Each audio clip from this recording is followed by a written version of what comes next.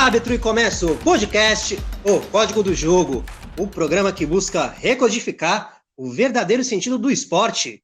Meu nome é Gustavo Neri, sou o apresentador deste programa e na escalação de hoje do Código do Jogo, nós temos os comentaristas Júlio Peixoto e Guilherme Salvático.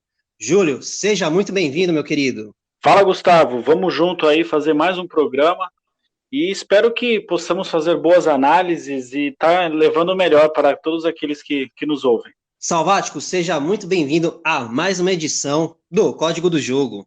Salve, Gustavo, salve, Júlio, um abraço virtual em todos que estão nos escutando agora, um prazer estar com vocês aqui e vamos que vamos. Muito bem, meus queridos, e no programa de hoje teremos o nosso quadro O Momento Saudosista, que é aquele quadro que matamos a saudade de grandes jogos do passado. Falamos dos jogadores que foram protagonistas, do placar daquela partida e dá qualquer destaque que essa história mereça. Mas, antes de começar o nosso programa, queremos avisar que estamos gravando através de aplicativo, por conta da pandemia. Então, queremos pedir desculpas desde já, porque, querendo ou não, podemos ter alguma interferência no áudio. Mas faça como o Código do Jogo e fique em casa. Então, Júlio, qual é o grande jogo que aconteceu lá no passado que nós vamos matar a saudade hoje? Bom, Gustavo, convido você, ao Guilherme Salvático, a voltarmos no ano de 1996, ano esse, né, analisando brevemente o contexto do ano, né, o ano ali naquele ano de 1996 começou assim com a explosão, né, na verdade o final de 95 já tinha começado a explosão dos Mamonas Assassinas, uma banda de grande relevância, né, e querendo ou não, eles têm uma certa ligação com o nosso, não só do jogo, né, mas da campanha que foi realizada por esse time, né? Mamonas Assassinas que faziam sempre, né? Uma das músicas era uma clara homenagem, né? Ou até uma sátira também de leve assim, com Portugal, né? Com a música Vira Vira, até uma homenagem ao Roberto Leal, finado Roberto Leal, fadista. Então nós vamos falar da Portuguesa, que naquele ano de 1996 começou o Campeonato Brasileiro com um time, digamos assim, médio, mas com alguns jovens talentos que até o final do campeonato iam dar muito o que falar, né? Então, né, analisando o contexto, né, o Campeonato Brasileiro daquele ano, né, ele foi de 8 de agosto a 15 de dezembro, né, teve média de gol de 2,71, e teve o Grêmio, né, como campeão, né, o Paulo Nunes artilheiro, e também ali foi quando começou a saga do Fluminense, né, até a Série C, que naquele ano, né, Fluminense ao lado de Bragantino caíram para a Série B. Mas, voltando à nossa querida Lusa de Desportos, eles começaram, né, com o time mais ou menos, né, e conseguiram, né, ali uma classificação milagrosa em 8º lugar e foram fazer a fase de mata-mata, né, com o 8º na época, né, pegava o primeiro, era sempre, né, o 7º pegava o segundo, então eles iam abrir, né, já tinham chego ali naquelas oitavas de finais, precisando de vários resultados, inclusive durante a campanha também eles tiveram problemas com mando de jogo, né, teve um jogo na 8ª rodada que houveram alguns objetos que foram atirados em campo, então eles perderam, né, alguns mandos de campo, fizeram vários jogos, né, fora, né, e o estádio onde eles mais fizeram o jogo em casa foi o Morumbi, né, e eles receberam o Cruzeiro no primeiro jogo, e ali eles já mandaram 3-0 para cima do Cruzeiro, que até então havia sido o primeiro colocado, não tinha o melhor ataque do campeonato, mas foi o primeiro colocado, né, ali eles já mostraram ao que vieram, né, e passaram, né, depois do Cruzeiro, veio o Atlético Mineiro também, eles passaram também, sempre tendo que buscar o resultado, né, antigamente o Campeonato Brasileiro com mata-mata, né, os times que eram classificados em 8º, por exemplo, era um time que para ser campeão ia estar sempre que buscar um resultado, porque o empate, né, a soma dos resultados sempre daria para outro time. E eles chegaram à final, né, contra o Grêmio, né, Grêmio vai destacar aí alguns bons jogadores que, além do Paulo Nunes, que foi o artilheiro, né, tinha o goleiro Danley, lateral direito Arce, posteriormente foi para o Palmeiras, também fez muito sucesso, Rivarola e Mauro Galvão, era a dupla de zaga. tinha o atacante, o Felipão, né? E a Portuguesa tinha os 3 jovens, como eu havia dito, né, no começo, assim, que eram de grande, como é que eu posso dizer? Eles eram grandes prospectos, assim, de serem grandes jogadores futuramente, que era o Rodrigo Fabre, um atleta de 20 anos, o Alex Alves tinha 21 anos, e o Zé Roberto, lateral esquerdo, que fez muito sucesso. Na época ele era lateral esquerdo, né? Mas depois que foi para a Europa, acabou indo jogar de volante no Bayern de Munique muitos anos, voltou para o Santos também, jogou bem, foi campeão no Palmeiras. Então, eram esses 3, e também tinha o Klemer, o goleiro, né? O capitão também, era um jogador, ele não era capitão da Portuguesa, mas o nome dele era o apelido, né? Que ele entrava nos jogos, era capitão. E o Galo também, né? Que antes de falar sobre o jogo, o Galo, no ano anterior, ele já havia sido vice-campeão com o Santos, né? Ele foi vice com a Portuguesa e foi vice com o Atlético Mineiro em 99 com o Corinthians, né? Então, um cara aí que nunca ganhou o título brasileiro e quando chegou foi vice. Mas, enfim, teve lá o primeiro jogo, né? Que foi realizado no estádio do Morumbi, e 29 mil espectadores viu a Portuguesa fazer 2-0, né? Poderiam ter feito mais, né? Porque no final do primeiro tempo o Grêmio teve um jogador expulso, né? Então poderiam ter até aberto mais vantagem, mas não o fizeram, e de fato acabou fazendo falta, né? Porque no jogo da volta lá no Olímpico, né? Aí 42 mil pessoas, né? E de fato o Grêmio jogando em casa, né? A Portuguesa estava jogando no Morumbi, né? Por conta da perda de mando de campo. Então, e logo aos 3 minutos do primeiro tempo eles já, né? Tomaram o primeiro gol. Então, né? Já assim, né? Ele tinha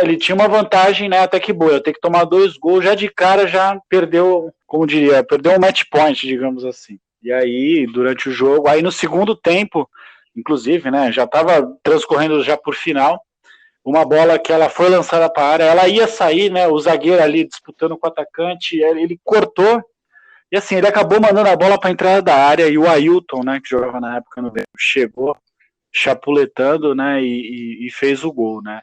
Vale lembrar que desse time da Portuguesa aí, né, o Zé Roberto, como eu falei, ele, né, fez grande sucesso, talvez não, né, desse elenco aí dos jogadores aí da Portuguesa que destacaram, com certeza foi o que, né, conseguiu ir mais longe na carreira. E o Rodrigo Fabre também, muito bom jogador, foi artilheiro do Campeonato Brasileiro de 2002, com 19 gols, né, e comandou a Portuguesa aí nesse, digamos assim, nesse sonho que acabou não se realizando, né. Até eu havia comentado com o Gustavo antes do programa, né, tem certas semelhanças com o Santos, né, de 2002, porque a final, o dia da final, né, foi também no dia 15 de dezembro, e tinha ganho o primeiro jogo no Morumbi de 2-0, né, mas o Santos conseguiu segurar, né, e acabou fazendo a história e tal. Nesse caso, o Grêmio acabou sendo campeão, e também não deixa de ser justo, né, porque era um time que havia ganhado a Libertadores um ano antes, né, e havia sido vice-campeão mundial contra o Ajax, então o Campeonato Brasileiro ficou em boas mãos, e esse é o nosso jogo não, né, campanha saudosista, né, lembrar da Portuguesa, né, de Desportos de São Paulo, que um dia, né, assombrou, né, até se a gente for puxar mais aí, anos 90, assim, a Portuguesa foi um time que sempre estava figurando ali em semifinais e até em final, que foi nesse caso. Júlio, você disse agora há pouco que no ano de 1996 o Campeonato Brasileiro ficou em boas mãos. Mas eu quero saber de você, particularmente falando, qual time você gostava mais? Qual equipe te deixou mais encantado naquele ano? Cara, não vou. Justamente por eu estar falando da Portuguesa é que foi a grande admiração que aconteceu aquele ano, né? Não sei se, né, é do brasileiro, né, e que sempre gosta, assim, de coisas que, né, aparentam não serem tão boas e acaba surpreendendo a todos, né. Os jogos que a Portuguesa fez até chegar ao segundo jogo, que aí acabou perdendo, a Portuguesa dominou, entendeu, os jogos com grande autoridade, né, e com o Rodrigo Fabre, e Alex Alves, né, que praticamente eram uma dupla de ataque, fazendo gols, e assim, eram jogadores de 20 e 21 anos, né, até se for ver com a semelhança, Diego e Robinho era 18 e 17 anos, então aquilo foi, até então, né, para mim, né, pelo menos para minha geração, assim, foi uma coisa bacana de estar vendo, né, jogadores novos, entendeu, e jogando bem, né, indo para cima, né, e infelizmente eles acabaram não conseguindo levar o campeonato, mas para mim a Portuguesa foi o que mais dava, assim, era bonito de ver, assim, embora o Grêmio também tivesse, né, teve o artilheiro do campeonato, mas a Portuguesa teve isso de estar, né, perdeu o mando de campo e tal, chegou em oitavo, então, assim, sabe, superou muitas barreiras para chegar até ali, né. Júlio, eu queria que você aqui falasse o técnico de cada equipe e queria que você destacasse qual trabalho de qual técnico foi melhor, foi mais relevante. O técnico do Grêmio, que fez aquela equipe ser campeã, ou o técnico da Portuguesa, que fez aquela equipe, mesmo que se classificando ali em oitavo, fez essa equipe chegar tão longe, até a final? Gustavo, a comparação ela vai, né, vai ser fácil, mas, por exemplo, né, naquele campeonato o Grêmio tinha um time de fato, né, superior, com jogadores que foram campeões, né, e tal, né, a Portuguesa chegou ali com jogadores jovens e apostas, né. O técnico do Grêmio era o Filipão, né, que viria a se tornar pentacampeão com a seleção brasileira, né. E a curiosidade fica por conta de que o Candinho, que era o técnico da Portuguesa, que fez bons trabalhos aí no Corinthians, né, nos times aqui de São Paulo nos anos 90, era o técnico da seleção brasileira, antes do Filipão, né? Então, e assim, a seleção naquela época, né, que pegou principalmente do Candinho, né, foi uma seleção assim que foi dureza de ver, né? Não tinha o Ronaldo, né, naquela época, porque ele estava machucado. Então foi uma eliminatória muito nervosa, né? Porque o Brasil demorou a entrar nos trilhos, né? Na verdade, começou com o Luxemburgo, veio o Candinho, né? E depois o Filipão. Foi muito difícil aquela eliminatória, né? E o Candinho teve essa passagem aí. Eu acredito que, né, o Filipão teve um trabalho mais fácil, digamos assim, né, do que o Candinho nesse caso da final, porque ele tinha peças assim, jogadores, né, experientes e acostumados com títulos, jogadores que iriam perder, por exemplo, tinham em mente que possivelmente perderiam o primeiro jogo, né, da final, mas que poderiam reverter em casa, né, jogadores que foram campeões da Libertadores em jogos de mata-mata, né, então o Candinho, nesse caso, acredito que ele teve uma superação, teve um trabalho, assim, muito bonito, assim, né, até onde ele chegou. Sal, estamos aqui acompanhando o Júlio contar a história de um time brasileiro que bateu na trave, que poderia ser campeão brasileiro, que poderia ter uma história muito diferente da história que tem hoje, né? Ninguém lembra que a Portuguesa existe, infelizmente. Eu queria saber de você, Sal. Você acha que algum time grande do Brasil corre o risco de passar pela mesma situação que a Portuguesa passou?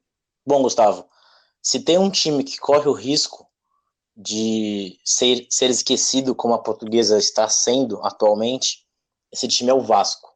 O Vasco, que é um dos 12 times que são considerados grandes aqui no Brasil. É muito difícil imaginar que qualquer time dessa elite passe pela situação da Portuguesa, pela história que tem, pelos títulos que conquistaram e pela torcida. Então, é muito complicado imaginar. Porém, se tem a mínima chance e se tem um time, no momento, esse time é o Vasco. Por quê? O Vasco conquista apenas 5 títulos nesse século, no século XXI, sendo um campeonato nacional, que é a Copa do Brasil, 3 cariocas e uma Série B, que nem deveria ser considerado um título, mas acaba entrando nessa lista. Em 20 anos, o Vasco foi rebaixado 3 vezes. E na última década, nos últimos 10 anos, o Vasco caiu 2 vezes para a Série B.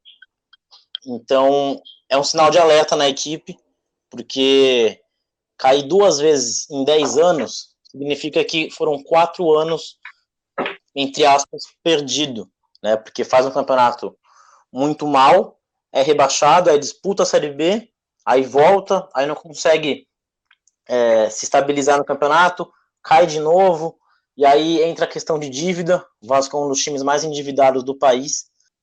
Claro que dos 12, todos os clubes têm dívida, isso é meio que inevitável no futebol brasileiro, mas cada time lida com as dívidas de uma forma, alguns melhores que os outros, e não é o caso do Vasco, por isso que preocupa bastante. E aí vocês podem estar perguntando, mas o Corinthians todo dia sai notícia que está endividado, o Cruzeiro que está na Série B, corre o risco de ir para a Série C, por que esses times não entram? Na verdade, dos 12 times grandes considerados no Brasil, 9 já caíram para a Série B. E não deixam de ser grande por isso. Essa é a grande verdade. Eu acredito que seja um momento quando o time cai. Uma má gestão, questões financeiras, o elenco ruim. Mas é aquele momento. O Cruzeiro passa por um péssimo momento de gestão, tanto que caiu para a Série B, corre o risco de cair para a Série C por causa de dívida, problema com torcida, tudo mais. Mas é o momento. Eles têm esse ano para voltar e reformular o grupo, assim como aconteceu com o Corinthians em 2007, quando caiu. Claro que nenhum clube, nenhum torcedor quer que caia, mas por um lado foi bom para o Corinthians porque conseguiu se reestruturar no futebol brasileiro e depois teve uma das melhores passagens, assim, em questão de títulos na sua história. E o Corinthians é um time que também está muito endividado. A diferença é que o Corinthians consegue arrecadar muito dinheiro, com patrocínio, televisão, jogos. Tudo bem que a arrecadação da Arena não vai diretamente para o Corinthians, vai para pagar o estádio, mas ainda assim, com venda de jogador, o Corinthians é um time que por ano arrecada bastante e também vive um péssimo momento financeiro e dentro de campo também não apresenta aquele futebol agradável. Mas são times que têm uma luz muito maior do que a do Vasco. Então, se tem um time que a gente pode falar é o Vasco, mas a gente torce para que não aconteça isso e é muito difícil também, porque sempre há uma luz no fim do túnel. Sal, qual é a importância de times como a Portuguesa para o futebol? Não só o futebol brasileiro, mas o futebol como um todo, na Europa, em outros continentes, na Liga dos Campeões, em todas as camadas, em todas as dimensões, em todas as esferas. Qual é a importância de ter portuguesas em todos os setores do futebol? Então, Gustavo, primeiro, o futebol ele vai muito além dos times grandes e dos times que nós torcemos. Muita coisa envolve o futebol, cultura, história, educação, enfim, saúde. Então, o futebol ele vai além do time ser grande, ser considerado grande. Então, a importância da Portuguesa ou de várias portuguesas é gigantesca, porque esses clubes pequenos, eles têm a sua história, né? Eles têm uma torcida, é uma paixão. O futebol em si é uma paixão, independente do time que você torce. Claro que o seu time vai ser sempre o melhor, vai ser sempre aquele que você tem mais paixão, mais carinho, mas isso serve para qualquer torcedor, independente da grandeza do clube. E eles têm importância porque eles acabam revelando grandes jogadores. Vou citar aqui 3 exemplos de jogadores que foram campeões do mundo pelo Brasil, que muita gente nem imagina de onde que eles vieram, né? Imagina pelo time grande que eles começaram a jogar inicialmente, mas antes disso, por exemplo, Ronaldo Fenômeno. Antes dele brilhar, a carreira toda dele maravilhosa, ele inicia no Cruzeiro, então as pessoas têm essa visão, ele veio do Cruzeiro, e na verdade não, ele veio do São Cristóvão, do Rio de Janeiro. Esse é o time que realmente revelou o Ronaldo Fenômeno. Outro grande jogador é o Rivaldo, ele inicia a carreira no Paulistano, em Pernambuco, e ganha o que ganha, com uma carreira que dispensa comentários aqui também. E o terceiro é o Roberto Carlos. Ele, que todo mundo imagina, ele teve passagem pelo Palmeiras, tudo mais. Ele começou no União São João, de Araras, interior do São Paulo. Interior de São Paulo, na verdade. Então, esses 3, como tantos outros, eles começam em times pequenos. Essa é a grande verdade. Então, são pequenos porque não conseguem ter uma mídia tão grande quanto a dos times considerados grandes, né? Os 12 da elite ou algum outro time ali que talvez tente bater na porta, né, para entrar, para ser o 13º, mas eles representam a cultura, eles representam a paixão que aquela cidade sente. O Brasil é o país do futebol, então muitas cidades pequenas, muitas vezes tem apenas um time, então a pessoa nasce, cresce, e aí o pai, o avô conta a história, então a pessoa acaba criando um vínculo com esse time. Mas ele não ganha nada, não tem problema. O torcedor vai estar lá sempre. Ele pode gostar de outros, pode torcer para outros, mas não dá para tirar do ser humano, do torcedor, a paixão do futebol. Independe de títulos e de mídia, na verdade, né? Isso vem desde pequeno. Ô Sal, e a gente teria algum caso de alguma, entre aspas, portuguesa que deu certo no futebol? Teria algum time que a gente poderia dizer, não, essa é a portuguesa que deu certo? Olha, Gustavo, se teve uma portuguesa que deu certo, foi o Atlético Paranaense. Em 2005 ele já chega numa final de Libertadores e acabam perdendo para o São Paulo, assim como a Portuguesa perde para o Grêmio. A diferença é que depois de um tempo a Portuguesa passou a ser esquecida no cenário nacional e o Atlético está, digamos que, batendo na porta para entrar na lista dos 12 times grandes e ser o 13º. Nos últimos anos, o Atlético disputa 3 Libertadores, em 2014, que não passa da fase de grupos, 2017 para nas oitavas e 2019 também. Só que, recentemente, o Atlético Paranaense é campeão da Sul-Americana, um campeonato internacional. Seria a segunda divisão da Libertadores? Sim, mas ainda assim é um título de grande expressão, ainda mais para o Atlético. Só para comparar essa importância desse título, o Botafogo, que é um dos 12 times grandes, né, considerados aqui no Brasil, nunca chegou em uma final de Libertadores. Disputa apenas 5 edições e a sua melhor colocação, as melhores colocações foram em 1963 e 1973, quando cai na semifinal. Em 2014 ainda consegue chegar numas quartas, mas curioso essa comparação, porque o Botafogo é um time grande do Rio de Janeiro, um time grande do futebol brasileiro e nunca chega numa Libertadores. E o Atlético, que já tinha, em 2005, conseguiu chegar, não é considerado tudo isso. Só que, como eu falei anteriormente, ele bate na porta para entrar nessa lista dos grandes, porque é um time que nos últimos anos consegue disputar com um pouco mais de frequência uma Libertadores, ganha uma Sul-Americana, faz bons campeonatos brasileiros, sempre na tabela de cima, né, entre os 10 primeiros, e é um time muito bem estruturado. Um time que tem seu estádio próprio, seu CT de treinamento também. É um time que, jogando no seu estádio como mandante, é muito difícil para qualquer um, até mesmo para os grandes, de jogar lá. Tanto que se um time grande vai para a Arena da Baixada e empata 0-0, 1-1, já é considerado uma vitória. Então eles têm uma força que é a sua torcida, é o seu estádio, muito grande. Então é um time que, se manter essa regularidade, daqui a pouco nós vamos considerar grande. O que falta para o Atlético Paranaense ser um time considerado grande? É ganhar, é ter mais, como posso dizer, ganhar títulos mais expressivos, como o Campeonato Brasileiro. Disputar um Campeonato Brasileiro de verdade. Mesmo que fique em terceiro, em segundo, já é um grande feito para o Atlético Paranaense. E aos poucos ele vai construindo a sua história, como todos os outros times brasileiros têm. É ganhar uma Libertadores. Talvez é isso que falte para o Atlético, para todo mundo dizer, não, o Atlético realmente é um time grande. Ele até pode ser considerado grande já, mas ainda não entra nessa lista. E aos poucos ele está construindo essa sua história. E agora, para encerrarmos, Júlio, se fosse para escolher 2 jogadores de cada equipe, 2 jogadores do Grêmio e 2 jogadores da Portuguesa, quais jogadores você escolheria? Gustavo, pelo lado do Grêmio eu escolheria o Arce, lateral direito, né, que era um exímio cruzador, né, ele tinha uma noção impressionante, né, na hora de botar a bola na área na cabeça, ou nas cobranças de falta, ou mandar a bola na área, né, coisa raríssima hoje em dia, né, você vê um lateral direito que saiba, né, geralmente, né, como aconteceu aí recentemente no primeiro jogo do Manchester pós-pandemia, né, eu vi muito ali um jogador chamado Aaron Wan-Bissaka, né, inglês, jovem inglês, que, ele nem é lateral, ele é meio campo, né, volante, mas estava chegando ali de lateral e toda hora ele olhava para baixo e chutava para a área, né, como se, né, fosse acertar alguma coisa.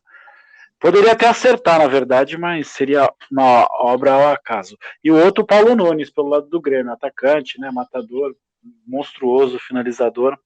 Né, e pelo lado da Portuguesa, o Rodrigo Fabre, né, foi o grande destaque, principalmente aí quando começou o mata-mata, né, ninguém pegava o moleque, corria muito, né, e o Zé Roberto, lateral esquerdo também, que eu lembro, ficou super triste com aquela final, ele era um dos mais entusiasmados, né, fizeram reportagem com ele e tal, eu lembro dele comentando, falando que queria que tocasse um rap, se ele ganhasse e tal, rolou um certo sonho que acabou não dando certo. Então eu ficaria com esses 4, né, Arce, Paulo Nunes, Zé Roberto e Rodrigo Fabre. Muito bem, meus caros ouvintes, está aqui contada a história de Grêmio e Portuguesa, uma pena que a Portuguesa não ganhou e que infelizmente acabou seguindo o caminho que tomou, e parabéns para o Grêmio que foi ali campeão do Campeonato Brasileiro, e que baita equipe, meus amigos. E com isso, como tudo que é bom dura pouco, com o nosso programa não é diferente. Agradecemos a sua audiência e a sua paciência.